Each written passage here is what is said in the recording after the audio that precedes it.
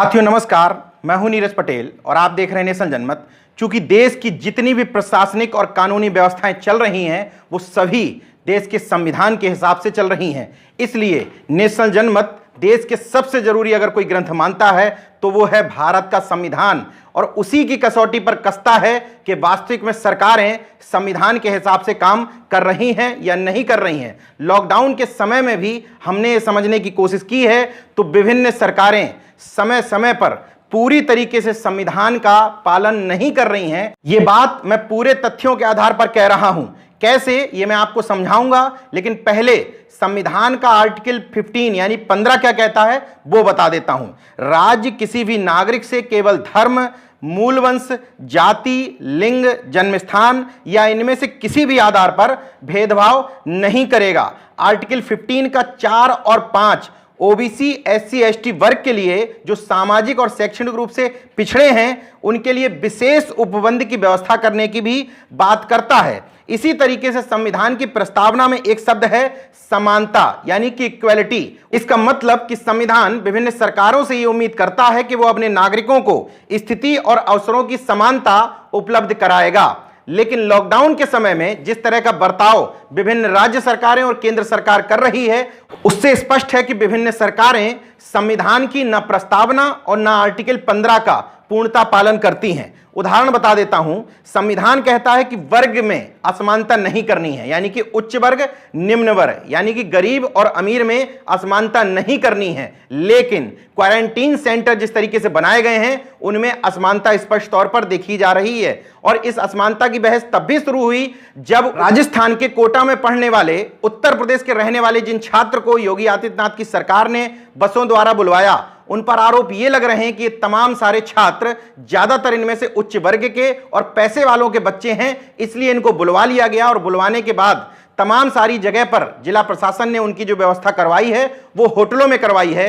दूसरी तरफ मजदूरों को डंडा खाना पड़ रहा है। हालांकि योगी आदित्यनाथ की सरकार ने तमाम सारे मजदूरों को भी दिल्ली से उत्तर प्रदेश लाने के लिए बसों की व्यवस्था करवाई थी, लेकिन वो व्यवस्था मजबूरी में करवाई गई थी क्योंकि हजारों लाखों की संख्या में मजदूर आनंद विहार बस स्टेशन पर उपस्थित हो गए थे या पैदल ही निकल आए थे। इससे सरकार की किरकिरी हो रही थी। लेकिन दूसरा उदाहरण आपको बता देता हूं, जन्म स्थान के आधार पर संविधान कहता है कोई विभेद न किया जाए, लेकिन लॉकडाउन के समय में ही देखा गया कि गुजरात की सरकार ने, और उसमें भी देश के गृह मंत्री अमित शाह के हस्तक्षेप से गुजराती नागरिक जो देश के विभिन्न हिस्सों में फंसे थे कई जगहों से गुजरात भेजने की भी खबर आई। इसका मतलब कि जन्म स्थान के आधार पर भेदभाव सरकार ने किया। उसी तरीके से धर्म के आधार पर भेदभाव न करने की बात कही जा रही है, लेकिन बनारस से खबर आती है कि वहां पर जो श्रद्धालु फंसे हुए थे उनको देश के विभिन्न हिस्सों में भेजने की व्यवस्था बनारस के प्रशासन द्वारा की गई। इसका मतलब कि धर्म के आधार पर भी भेदभाव किया गया। दूसरे धर्म के लोग जो फंसे हुए थे आपने उनको छुपे हुए कहा, लेकिन आपके तथाकथित वोटर जहां फंसे हुए थे आपने उनको फंसे हुए कहा और निकालने की भी व्यवस्था की। इसका मतलब लॉकडाउन में जो संविधान उम्मीद करता है नागरिकों से समानता का व्यवहार रखने की, वैसा बर्ताव बिल्कुल नहीं किया जा रहा है। मजदूरों के लिए सरकार का तर्क यह आएगा कि वो हजारों लाखों की संख्या में हैं, आखिर हम उनको कैसे बुलवाएं, हमें उनकी एग्जैक्ट संख्या ही पता नहीं है। तो कम से कम विभिन्न राज्य सरकारों से मेरा निवेदन है कि उनको अगर बुलवा नहीं सकते तो जिन स्थानों पर वो हैं उनको वहीं पर खाना, पानी, राशन और दवाई उपलब्ध कराई जाए। केवल भाषणों तक सीमित है, असल में क्रियान्वयन किसी भी बात का हो नहीं पा रहा है। जैसे कल अमर उजाला में एक बड़ी खबर छपी कि जिन लोगों के पास राशन कार्ड और आधार कार्ड नहीं है, मुख्यमंत्री योगी आदित्यनाथ कह रहे हैं कि ऐसे लोगों को भी राशन दिया जाए। कल ही मेरे पास तमाम सारी जगह से फोन आए कि हमारे यहां जो राशन बांटते हैं कोटेदार वो हमें राशन नहीं दे रहे हैं, जबकि हम पेपर की कटिंग भी लेकर पहुंचे। मुख्यमंत्री को यह इंतजाम करना चाहिए, तमाम सारे डीएम को इस बात के लिए सीधे सीधे आदेशित करना चाहिए कि वो तमाम कोटेदारों को बुला करके इस नियम के कार्यान्वयन के लिए कहें, और ऐसा अगर कोई कोटेदार नहीं करता है तो उसके ऊपर सीधे मुकदमा दर्ज करने के बाद उसका कोटा निरस्त करने की अनुशंसा की जाए। इसका मतलब कि मुख्यमंत्री ने जो कह दिया उसके क्रियान्वयन होने में समय लगता है। इसलिए इस तरह की बड़ी बड़ी हेडिंग अगर छापी जा रही हैं तो जनता को परेशानी ना हो, कोटेदारों को परेशानी ना हो, उस खबर में स्पष्ट कर दें कि इसका अनुपालन कब से होगा। इसी तरीके से बिहार के मुख्यमंत्री नीतीश कुमार ने कह दिया कि वो मजदूर जिनके पास राशन कार्ड, आधार कार्ड नहीं है, हम उन लोगों को सभी के खाते में 1-1 हजार रुपए भिजवाएंगे। कैसे भिजवाएंगे, कौन भिजवाएगा, इसका तरीका क्या होगा, ये मीडिया नहीं बता रहा है, सिर्फ इस खबर को चला रहा है। इससे तमाम सारे मजदूर अब इस बात को लेकर परेशान है कि आखिर उनके खाते में 1-1 हजार रुपए आएगा कैसे। उत्तर प्रदेश लाए गए छात्रों पर जहां योगी आदित्यनाथ सरकार अपनी पीठ थपथपा रही है, वहीं विपक्ष उसके ऊपर हमलावर है। अखिलेश यादव ने ट्वीट करते हुए कहा, राजस्थान के कोटा में फंसे उत्तर प्रदेश के विद्यार्थियों को वापस लाने की योजना का स्वागत है, लेकिन यह सवाल भी है कि अन्य राज्यों में भुखमरी के शिकार हो रहे अति निम्न आय वर्ग के गरीबों को वापस लाने की क्या योजना है, और यह भी कि प्रदेश के तथाकथित नोडल अधिकारियों के मोबाइल नंबर मूक क्यों हैं। इसके अलावा समाजवादी पार्टी के ट्विटर से भी ट्वीट किया गया।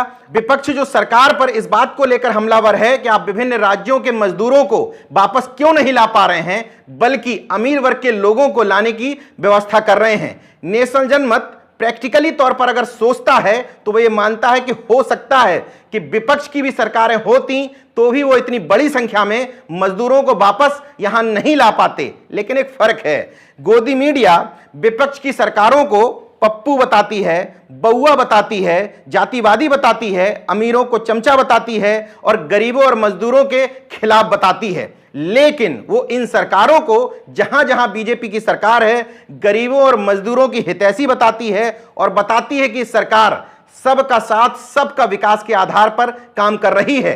तो मैं विपक्षी सरकारों से वो उम्मीद नहीं कर सकता जो बीजेपी की सरकार से उम्मीद करता हूं। तो अगर ये सरकार वास्तव में गरीबों और मजलूमों की हितैषी है तो निश्चित तौर पर ये विभिन्न राज्यों में फंसे हुए मजदूरों को भी इसी तरीके से निकाल करके ला सकती है, जैसे तीर्थयात्री लाए गए, जैसे गुजराती लाए गए, वैसे ही संपन्न घरों के छात्र लाए गए।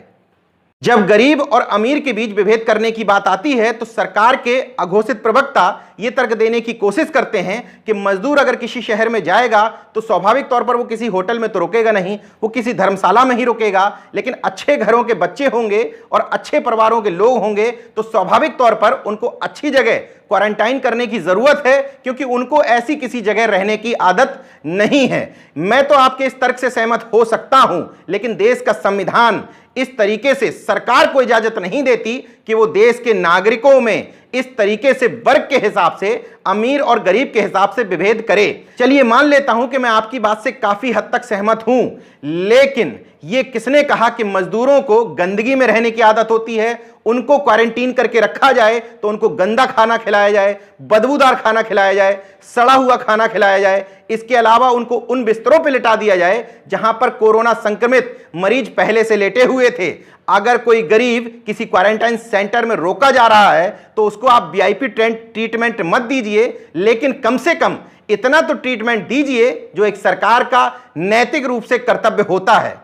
कोटा से जो छात्र उत्तर प्रदेश लाए गए हैं उसमें नेशनल जनमत का पक्ष यह है कि सभी छात्र अच्छे और संपन्न घरों के नहीं हैं, उनमें तमाम सारे छात्र मध्यम और निम्न मध्यम वर्ग के भी हैं। लेकिन ज्यादातर छात्र छात्राएं ऐसे घरों से आते हैं जो अघोषित तौर पर भारतीय जनता पार्टी के वोटर और सपोर्टर माने जाते हैं। योगी आदित्यनाथ ने अगर उनको वापस बुलाया है तो उसकी एक बड़ी वजह यह भी हो सकती है कि वो उन घरों के बच्चे हैं जो योगी आदित्यनाथ की सरकार का महिमा मंडन कर सकते हैं, वो बच्चे हैं जो उनकी सरकार के खिलाफ निगेटिविटी सोशल मीडिया पर फैला सकते थे। लेकिन चूंकि ये सभी छात्र पढ़ने लिखने वाले हैं तो अब सोशल मीडिया के माध्यम से योगी आदित्यनाथ सरकार को धन्यवाद दे सकते हैं और उसके पक्ष में माहौल बनवा सकते हैं। जिन घरों के ये बच्चे हैं उन घरों के माता पिता भी योगी आदित्यनाथ सरकार को धन्यवाद देंगे, बधाई देंगे, चौराहे पर खड़े होकर उनके पक्ष में माहौल बनाएंगे और ओपिनियन मेकर का काम करेंगे। लेकिन मजदूरों को वापस बुलाने से फायदा क्या है? वापस बुलाओ या ना बुलाओ, उनकी सुनता कौन है? अगर मजदूर कह रहा है हमें खाना नहीं मिल रहा है तो गोदी मीडिया भी नहीं सुन रही, सोशल मीडिया का उपयोग कर नहीं पाते तो उनकी बात भी नहीं फैल रही। मान लो उनको वापस बुला भी लेंगे तो उससे वाहवाही भी नसीब नहीं होगी, इसलिए क्योंकि मजदूरों से तो उनके तमाम सारे संपन्न वोटर जो ओपिनियन मेकर्स हैं वो नफरत करते हैं और उनके अनुसार ओपिनियन उनकी ये है कि मजदूरों को वापस बुलाओगे तो कोरोना वापस आ जाएगा, संपन्न घरों के बच्चों को वापस बुलाओगे, श्रद्धालुओं को बुलाओगे, विदेशों से रईसों को बुलाओगे, तो उससे कोरोना वापस नहीं आएगा। शायद यही वजह है कि देश में 22 मार्च तक इंटरनेशनल फ्लाइट्स पर रोक नहीं लगाई गई और विदेशों से लगातार लोगों के आने की वजह से ही भारत में संक्रमण का दायरा बड़ा है। गोदी मीडिया कान खोल करके ये सुन ले कि यह आपकी गलती है। आप अगर सरकार को खुशफहमी में रहने की इजाजत नहीं देती, समय रहते जो ट्वीट 12 फरवरी को राहुल गांधी ने किया था उसको बढ़ा करके चलाते और सरकार से सवाल करते, तो समय रहते इंटरनेशनल फ्लाइट्स पर रोक लग सकती थी और भारत में जो लगातार मरीजों की संख्या बढ़ रही है वो शायद इस पैमाने पर नहीं बढ़ती। हम सरकारों से ये उम्मीद करते हैं कि कम से कम आप अपने हेल्पलाइन नंबर में सुधार करेंगे, तमाम सारे नोडल ऑफिसर्स जो बनाए हुए हैं उस स्थिति में भी सुधार करेंगे। बिहार, उत्तर प्रदेश, झारखंड, इन 3 जगहों के मजदूर सबसे ज्यादा पूरे देश भर में फंसे हुए हैं। यहीं से मेरे पास सबसे ज्यादा फोन आते हैं। तीनों राज्यों की सरकारों से, मुख्यमंत्रियों से निवेदन करते हैं कि केवल अपने महिमा मंडन के अलावा जो घोषणाएं आप लोगों ने की है उसका क्रियान्वयन ठीक ढंग से कराइए, जरूरतमंदों तक राशन और राहत सामग्री पहुंचाइए। इसके अलावा एक अंतिम निवेदन मेरा यह है कि संविधान के हिसाब से धर्म, मूलवंश, जाति, लिंग, जन्मस्थान, अमीरी गरीबी के हिसाब से देश के नागरिकों में विभेद मत करिए। देखते रहिए नेशन जनमत, जागरूक और सजग बने रहिए। जय विज्ञान, जय संविधान, जय लोकतंत्र। धन्यवाद। तो अगर आपने मेरा YouTube चैनल सब्सक्राइब नहीं किया तो प्लीज़ सब्सक्राइब कर लें और उस बेल आइकन पर जरूर क्लिक करें जिससे जो मेरे न्यू वीडियो है